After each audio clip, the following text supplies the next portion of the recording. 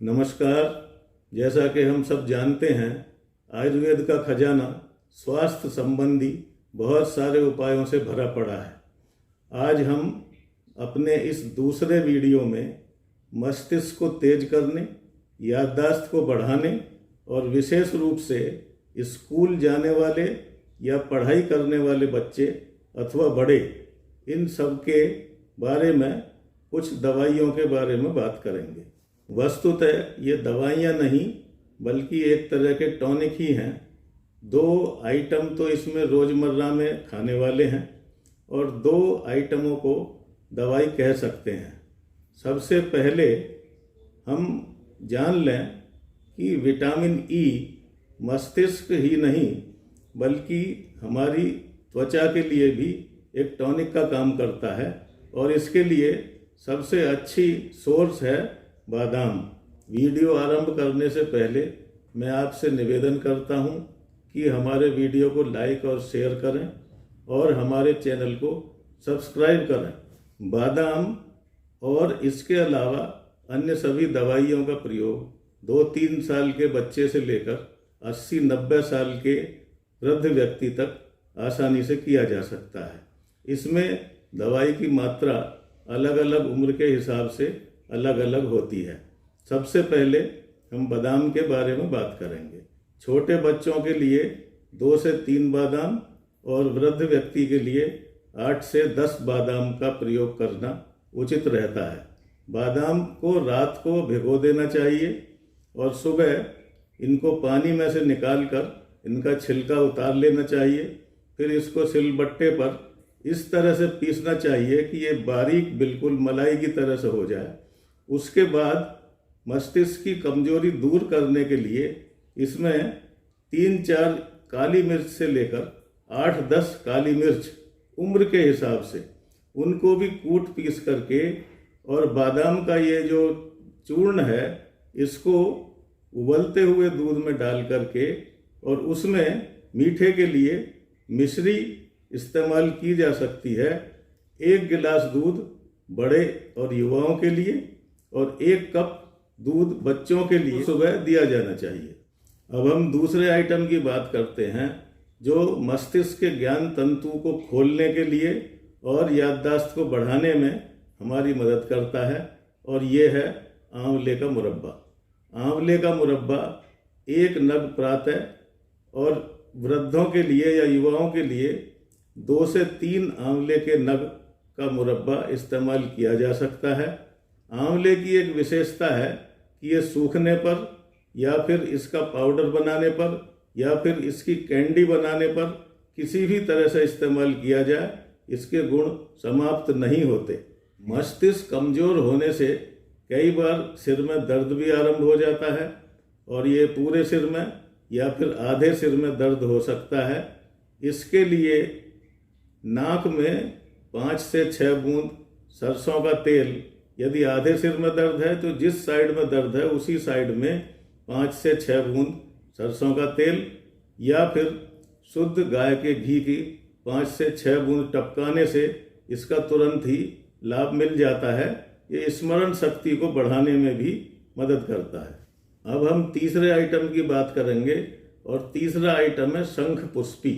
ये पूरे देश में एक छोटे पादप के रूप में उगने वाली हर्ब है और इसका चूर्ण या फिर इसका सिरप मार्केट में आराम से मिल जाता है। इसका चूर्ण शंख पुष्पी की पत्तियों को या इसके फूलों को सुखाकर उसका पाउडर बना करके तैयार किया जाता है, जबकि इसके सिरप के लिए इस पौधे का अर्क निकाल करके और उससे ये तैयार किया जाता है। शंख पुष्पी के चूर्ण की मात्रा 3 से 5 ग्राम प्रातः दूध के साथ ली जा सकती है। इसमें मीठे के लिए मिश्री का इस्तेमाल किया जा सकता है। ये खुराक युवा एवं वृद्धों के लिए है, जबकि बच्चों के लिए 1 से 2 ग्राम इसको लिया जाना चाहिए। इसका सेवन बच्चों के लिए लगातार 2 माह तक और बड़ों के लिए 6 माह तक किया जा सकता है। उसके बाद 6 माह तक, जैसे मैंने बताया कि वृद्धों और युवाओं के लिए है, फिर अगले 6 माह तक इसका प्रयोग नहीं करना चाहिए फिर दूसरे साल में दोबारा से 6 माह तक इसका प्रयोग किया जाना चाहिए। इसका मतलब ये हुआ कि एक साल में 6 माह तक युवा एवं वृद्धों के लिए इसका प्रयोग किया जा सकता है, जबकि बच्चों के लिए 1 से 2 माह इसका प्रयोग करें, उसके बाद 3 से 4 महीने रुक जाएं, उसके बाद फिर 1 से 2 माह इसका प्रयोग आरंभ करें।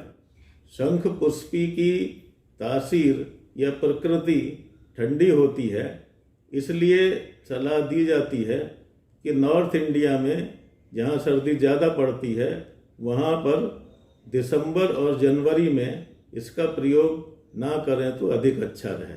लेकिन अगर यदि करना ही चाहें तो इसकी खुराक के 20वें भाग के बराबर अजवाइन का चूर्ण और 20वें भाग के बराबर काली मिर्च का बारीक चूर्ण इसमें मिला करके इसको इस्तेमाल किया जा सकता है, जिससे इसकी ठंडी तासीर समाप्त हो जाएगी। अब हम अपने चौथे आइटम के बारे में बात करते हैं, और चौथा आइटम है ब्राह्मी बूटी।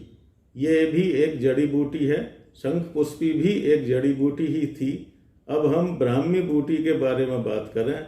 ये भी पूरे देश में उगाए जाने वाली एक हर्ब है, और इसका भी पूरे पेड़ का, पूरे पौधे का चूर्ण बनाया जा सकता है, और इसके पत्तियों का अर्क निकाल करके उससे सिरप बनाया जाता है। ब्राह्मी बूटी मस्तिष्क को बहुत ही तेज करने के लिए और याददाश्त को बढ़ाने के लिए इस्तेमाल की जाती है, और सदियों से हम लोग और हमारे बुजुर्ग इसके बारे में जानते हैं।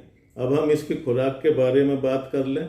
इसको वृद्ध और युवाओं को लगातार 2 माह तक प्रयोग किया जाना चाहिए, और बच्चों के लिए 15 दिन से 1 महीना तक इसको प्रयोग किया जाना चाहिए। अब इसकी हम खुराक की बात करें। खुराक में 2 से 3 ग्राम युवा और वृद्धों के लिए, जबकि बच्चों के लिए 1 से 1.5 ग्राम तक इसका पाउडर दूध में मिलाकर के प्रयोग किया जाना चाहिए। इसका सिरप 1 से 2 चम्मच युवा और वृद्धों के लिए, जबकि आधे चम्मच से 1 चम्मच तक बच्चों के लिए प्रयोग किया जाना चाहिए। इसको भी दूध के साथ मिश्री मिलाकर या फिर पानी के साथ भी इस्तेमाल किया जा सकता है।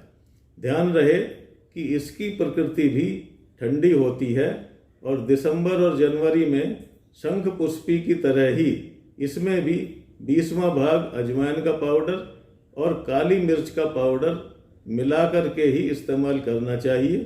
गर्मी में इसका प्रयोग अधिक अच्छा रहता है, लेकिन ये दोनों जड़ी बूटी, शंख पुष्पी और ब्राह्मी बूटी, याददाश्त बढ़ाने के लिए, स्मरण को तेज करने के लिए अचूक औषधि के रूप में हमेशा से इस्तेमाल की जाती रही हैं।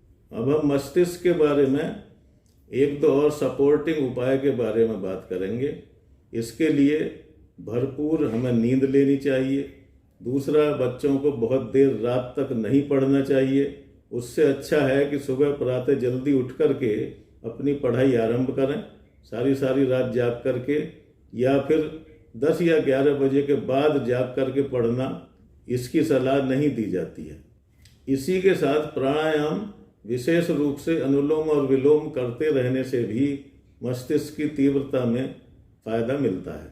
शंख पुष्पी और ब्राह्मी बूटी, इन दोनों का ही पाउडर और सिरप आयुर्वेद की दवाई बनाने वाली जितनी भी बड़ी बड़ी कंपनी हैं उन सब में आराम से मिल जाता है, और इसका प्रयोग हम, जैसा मैंने पहले बताया, उसी प्रकार कर सकते हैं। याददाश्त बढ़ाने के लिए और मस्तिष्क को प्रखर करने के लिए जो 3-4 उपाय मैंने बताए हैं, इसमें निश्चित रूप से फ़ायदा मिलता है।